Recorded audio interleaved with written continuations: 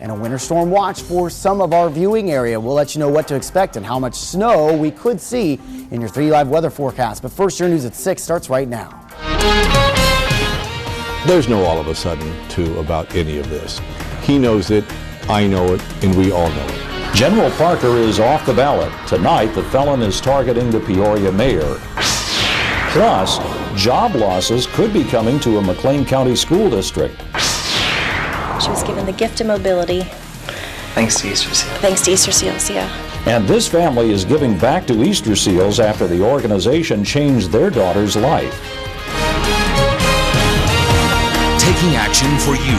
This is WMBD 31 News at 6. Some local teachers could get the axe. McLean County's Unit 5 school district begins crunching numbers tonight for next year's budget. Leaders are proposing more than $2 million in cuts. WMBD's Twin Cities Bureau Chief Jacob Long joins us live. And Jacob, this isn't the first time Unit 5 has talked about layoffs, is it? Well, no, Bob. Last year, Unit 5 let go of more than 200 full-time employees. Some were hired back, and that certainly could happen again. But for now, it looks like first- and second-year teachers are in danger. Unit 5 is trying to stay in the black. Our list is fairly slim on what we can look at. The district received $2 million from the federal stimulus package, but that money won't be available after this school year. Making matters worse, the state still owes Unit 5 $6 million. Now leaders are forced to make cuts. I don't believe we're going to have to go after any programs this time around. But teachers are on the chopping block. When 75% of your budget is in personnel and benefits, that's the biggest place we can go to be able to pick up those kind of dollars. Unit 5 isn't saying how many people could lose their jobs. Meanwhile, union leaders are worried. The state needs to pay their bills. We don't want to lose any teachers. Class sizes are bigger than they ever have been. The two sides begin contract negotiations this spring. If teachers get more money, Unit 5 says the cuts could get deeper. What we do in those negotiations would determine, if there's any possibilities of further reductions. On the other hand, our teachers are working harder than ever, so we want to work together with the district to find a fair deal for all of us. It all depends on how the current budget shakes out. We're still not sure about what's going to happen revenue-wise or expenditure-wise. Now, tonight just begins the budget conversation. Final decisions won't happen for several more weeks. By the way, textbooks and professional development also expected to be cut. Bob? Okay, thanks a lot. A Peoria school board candidate is pulled from the ballot. Today, the court rules General Parker is ineligible to run for District 150 school board. WMBD's Kim Behrens is here with more on the court's decision. Kim. Bob and Meg, Parker's past felony convictions are keeping him out of the race.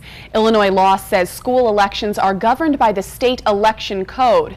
That code prohibits convicted felons from holding or running for office. I don't think government should tell you who to vote for and who not to vote for.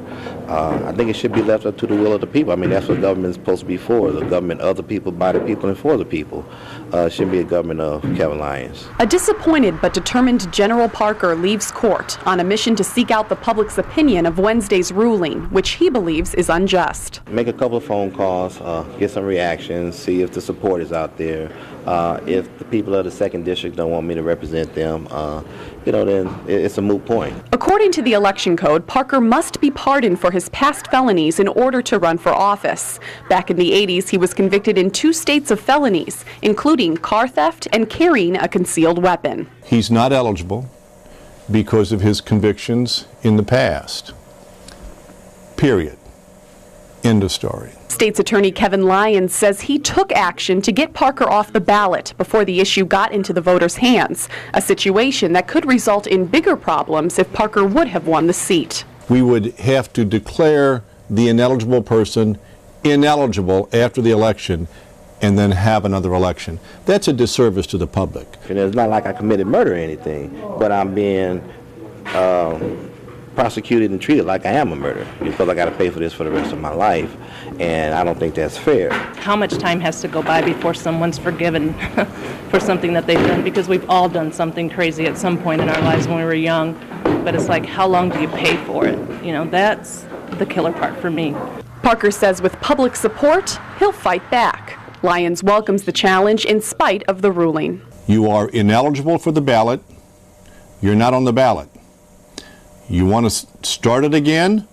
We'll do it again. If the process was followed, I just got to respect it. I just lost this round and we're going to the next. Parker has filed a personal complaint against Mayor Jim Ardis. He says he wants action to be taken against Ardis for the mayor's use of city letterhead to endorse a candidate in the fall elections. Bob? Okay, Kim, thanks. A big win for former White House Chief of Staff Rahm Emanuel, soon to be known as Mayor of Chicago. The Democrat took around 55% of the vote in the mayoral race, avoiding a possible runoff election. Emanuel needs to get right to work. The city's in deep financial trouble, with problems ranging from understaffed police force to underperforming schools. This morning, Emanuel met with morning commuters to thank them for their support. What a difference a day makes when it comes to gas prices. With unrest in the Middle East showing no signs of stopping, analysts say we could see $100 per barrel in the coming days. That would push already high gas prices even higher. Analysts say gas could top $4 a gallon by Memorial Day. In a WMBD 31 News exclusive, some area residents are getting help after a diesel fuel leak was discovered Monday at Caterpillar's East Peoria proving grounds. The leak was discovered after nearby residents noticed a strong smell coming from a creek. Now Cat officials are investigating. The Huff family tells us a Cat spokesman met with them, and now they're getting lodging until it's safe to move back home. The family says Caterpillar is also covering any medical costs for testing. As a precautionary measure, Caterpillar is getting groundwater samples tested for those residents. CityLink is reminding its passengers of Illinois' smoke-free law. That law strictly prohibits smoking on public property. Smokers are only allowed to smoke in designated areas outside of the transit center that are marked accordingly with paint. Now, beginning March 1st, CityLink security officers will be issuing tickets to violators of Illinois' smoke-free law. First-time offenders will be issued a $100 ticket. Any subsequent tickets will be $250. You can do just about anything on a smartphone these days, but now there's an app for homework. Lincoln College in Normal is piloting a new mobile learn program. It works on e-readers, iPhones, and iPads. Instructors can upload assignments, quizzes, or other material. Students then log in, complete the work, all without ever using a pencil or a piece of paper. The college says this is the latest trend in education, but they caution that students should still go to class. There's some value in coming to class and meeting face to face. But if it's an online only class, no. They can do it all from their mobile device. The app is free to download. You can also access it on a regular desktop computer. Lincoln College is the first Twin City institution to use this technology. This family is taking action for Easter seals, and they know firsthand how important the organization's services are. We'll have their story coming up.